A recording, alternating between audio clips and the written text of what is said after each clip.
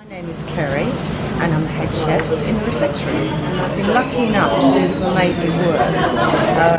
I've worked with royalty, ambassadors. It's just been incredible to be able to do that. The highlight for me was doing MasterChef and being asked to do that. Celebrities had to come in and cook dishes in teams, and then I had to just sort of guide them, and obviously, you know, they didn't have a clue what they were doing.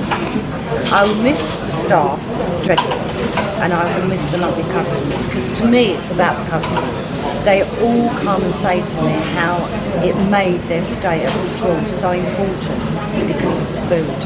Yeah, our students always acknowledge how amazing the food is. I'm looking forward to being with my family more than anything, because unfortunately when you're in this kind of job, your family go on the back burner. You know, I'm so obsessed with food that it's all I breathe and think about. We are a very tight-knit unit, and we're almost like, well, we are like family, really. And I've always been the mother of the kitchen.